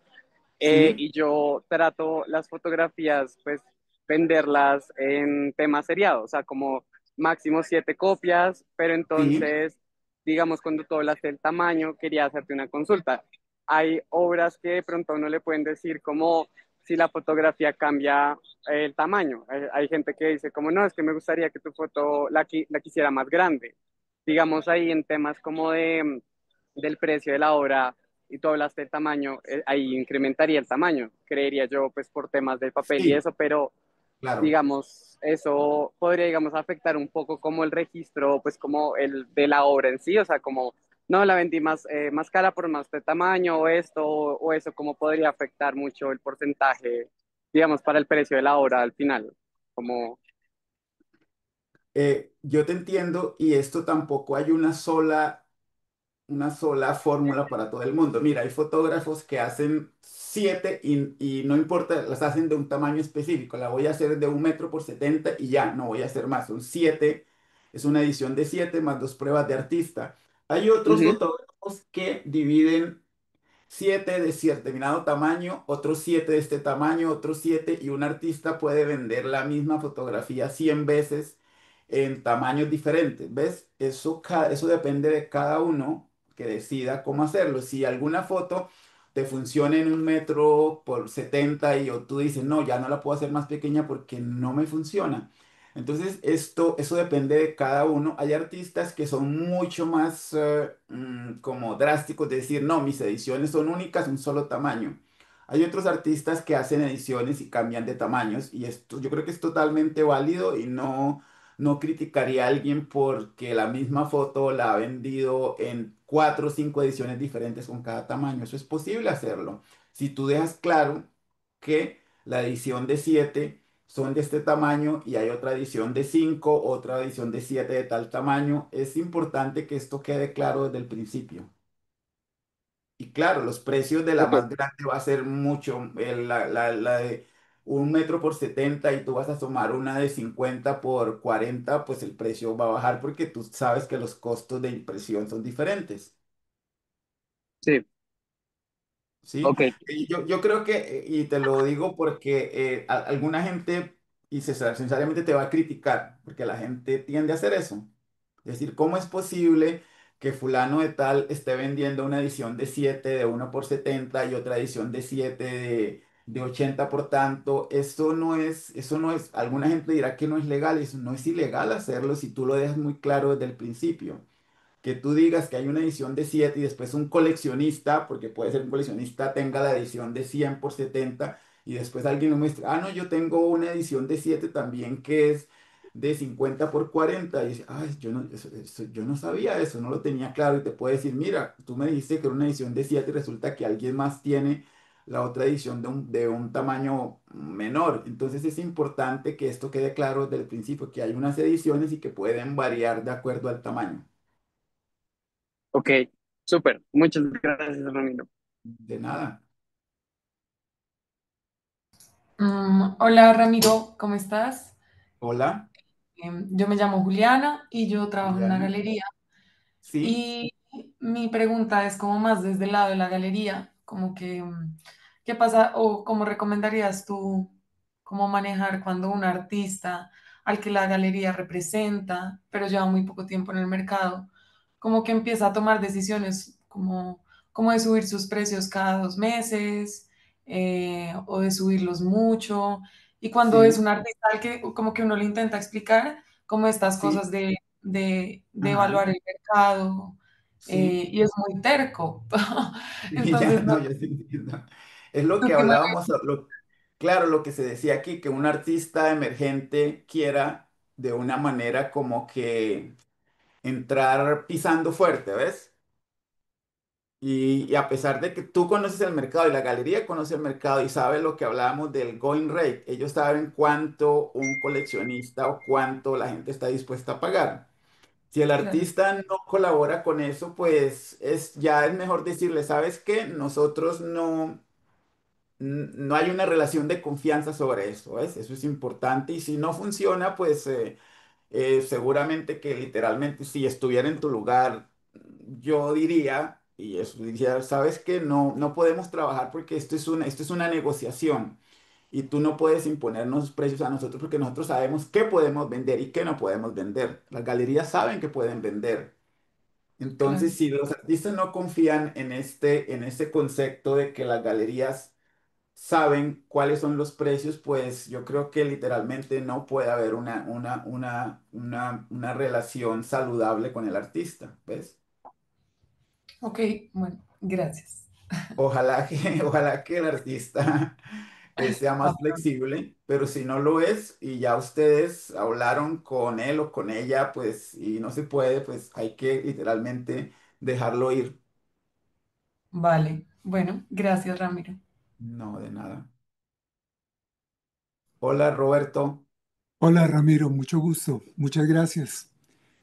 Eh, yo sé que la respuesta, o sea, no quiero pecar de ingenuo, pero Sí, cuando a uno le piden, a partir de otras obras, que haga una obra con un tamaño específico, o sea, una obra sobre pedido, sí. ¿hay algún precio de más que se puede hacer porque se hace en específico para Claro, alguien? sí, definitivamente, claro, esto es una comisión tiene precios diferentes ahora individual, porque tú estás básicamente eh, mm, como que haciendo algo tan especial y tú sabes, hay unas compañías. Lo mismo, por poner un ejemplo, hay unas tres o cuatro compañías que fabrican autos que hacen, no sé, como 100 carros en un año y dicen, nuestros carros no son carros, son obras de arte porque el que lo compra decide el cuero de las sillas, este tipo de cosas, es básicamente lo mismo. Ellos tienen la posibilidad, se llama bespoke y viene de un francés que es bespoken, como que diga qué es lo que quiere. En este caso, sí. Lo que es importante es establecer un acuerdo, ¿sí ves? Eso es muy importante, que la persona te dé esta libertad creativa para, si te escogieron fue por una razón, porque les gusta lo que haces, ¿sí ves? Una gente dice, oh, necesito un retrato de mi mamá y te escogí a ti para que lo hagas. Entonces, que te den esta libertad para que cualquier cosa que haces, ellos digan, ah, listo, estamos contentos porque ha habido casos de que alguien comisiona algo y el cliente no está satisfecho con esto y decide que no va a pagar nada y tú le has dedicado tiempo y dice, no, es que no me gustó lo que terminó. Entonces, eso tiene que estar muy establecido en un contrato que hay un algo que se llama un retainer, que si la persona al final decidió no tomarlo, algo se te va a pagar por eso, y eso tiene que estar claro en el contrato, ¿sí?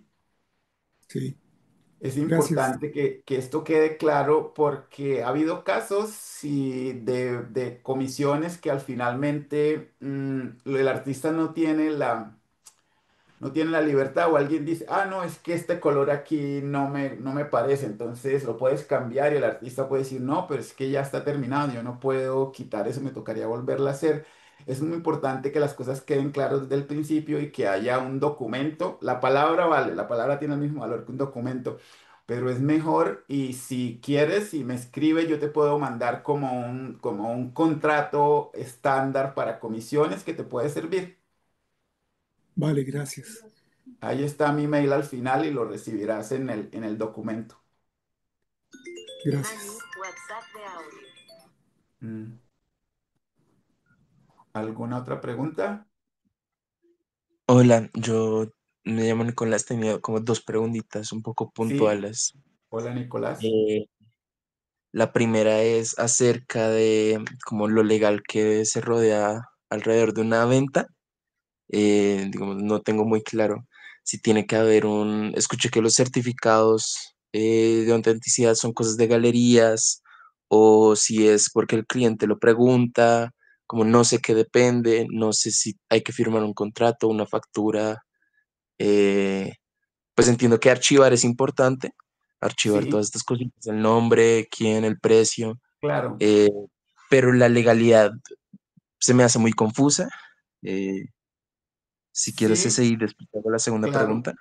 Ahí sí, bueno, dime la segunda y miramos. Sí, Claro, la segunda es em, como un uso inteligente de ese.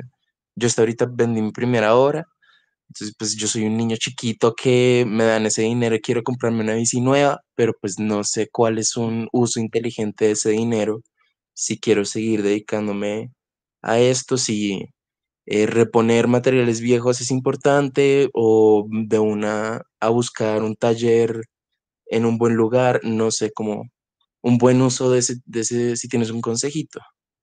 ya. La primera, sí, hay dos cosas que se generan al vender una pieza de arte y una es, claro, el certificado de autenticidad porque el comprador quiere estar seguro de que en el futuro, si la quiere vender, se pueda demostrar que te la compró y ese tipo de cosas. Eso es importante. La otra es la parte ya contractual, que es que yo les digo a la gente que sí, que hay que hacer una factura. Una factura es una pieza de una página donde dice, yo fulano de tal le vendí esta pieza, hay una foto de la pieza ahí, a tal persona por el valor de tanto, ¿sí? Y el valor no incluye los derechos de reproducción, ¿se entiendes? Porque la persona compra una pintura, una fotografía, eso no significa que la persona adquiera los derechos de la pieza, solamente adquirió el original. Los derechos te pertenecen a ti. Tú puedes tomar esa misma pieza y colocarla digamos, en un cojín, en ese tipo de cosas, que eso es licenciar, ¿sí? Tus obras te pertenecen a ti, los derechos de reproducción son tuyos y no son de la persona que compró la obra. Y eso tiene que estar escrito porque ha habido casos de coleccionistas, de personas que compran obra y piensan que porque la compraron pueden tomar la obra y colocarla en un mural, ¿sí? En su restaurante o algo. Pueden sacar copias. Y hay el caso de un galerista muy famoso que compró una obra de un artista y ustedes de pronto han oído y comenzó a reproducir esa escultura y a vender copias de esto, ¿sí? Entonces es importante que quede claro, que quede un registro que alguien compró la obra porque hay otra cosa que también es fundamental. En algunas facturas se dice que si la persona que compró la obra la quiere vender, el artista tiene la primera opción de recomprarla. Eso ha pasado y yo conozco artistas y ustedes habrán escuchado que Botero fue alguno de los que fue pioneros en recomprar obra que había vendido a precios muy, muy bajos porque necesitaba el dinero y después las compró. Yo creo que es importante que los artistas eventualmente, si vendieron obra ahora que estás joven y que en 10 o 15 años esa misma obra puede tener un valor más alto, tener la opción de comprarla de vuelta. Entonces creo que eso es una opción, no a todo el mundo le interesa, pero es una opción que deberían algunos artistas ejercer la opción de tener la primera opción y si ellos no la pueden comprar, ellos pueden preguntarle a otro coleccionista que tiene obra que alguien está vendiendo, porque lo que no quieres y es que alguien que compró una obra y necesite venderla por alguna emergencia económica tenga que venderla al precio más bajo de la que la compró. Eso es lo que las galerías se protegen mucho, ¿ves? Y la otra Claro, pregunta era, ¿qué hacer con el dinero? Bueno, eso... Yo me imagino que eso depende ya de tu confianza, que tú tienes un dinero y dices, ¿en qué lo voy a, digamos, lo voy a invertir en qué? En tener un estudio o eso depende de cuál es tu misión como artista en el futuro. Tú puedes estar trabajando ahorita, pero decir, si ya vendí una, me alegro que la hayas vendido. Eso es una buena muestra de que la gente aprecia tu talento y está dispuesto a pagar por eso. Es una decisión que diría, sigue adelante y usa ese dinero ya sea para comprar materiales, hacer más obra y creo que eso es lo que te aconsejaría. Ya después tendrás tiempo para comprarse otras cosas. claro, el estudio en verdad no es, pues supongo que esa es una tercera pregunta. Tener un lugar de trabajo independiente o compartido, pero por fuera de la casa, ¿tiene algún tipo de valor agregado? Sí, claro, es una, yo no, pues Yo he estado yo he estado en gente que trabaja en una esquina en la sala y producen buen arte y hay otra gente. Es más un concepto de estatus, ¿ves? Que tú invitas a alguien a tu estudio y ya se muestra más profesional, que en tu estudio puedas presentar tu obra y puedas invitar a otros artistas. Ese tipo de cosas ayuda en algún momento a que tu arte, a que se vea que tienes un compromiso. No digo que los que no tengan estudio no lo tengan. Estoy diciendo que eso te da como un estatus de artista, que tener tu propio estudio o compartido con alguien puede ser, pero tener un espacio dedicado al trabajo que es diferente a tener un espacio en la casa, pero creo que, o puedes tener una habitación en tu casa, es tener un espacio dedicado al trabajo y a la creación de arte, que puede ser en una esquina de tu apartamento o en un cuarto o en un espacio compartido con otros artistas. Eso creo que sí, para mí personalmente pienso que me genera una confianza de que el artista tenga un estudio dedicado a producir arte. Listo, muchísimas gracias. No, de nada. Si en algún momento tengo una pregunta, te puedo alcanzar por, ahorita mostraste Ahí tus está el redes. email, ahí estará el email en el documento, sí. Claro que sí, Listo, siempre a la muchísimas orden. gracias. Bueno, muchas gracias, Ramiro. Muchas gracias por este espacio. Nos vemos en este mismo link para dentro de ocho Sí, días ya, para la segunda parte del taller. Muchas gracias a todos sí. los que vinieron Muchas y buena gracias noche, que por el descanses, tiempo. Ramiro. Gracias, lo mismo para ti. Hasta pronto. Chao. Chao. Muchas gracias. Gracias, Gracias, chao. Ramiro, Chao, gracias. chao, Gracias. chao a todos y a Gracias. todas. Chao. Gracias.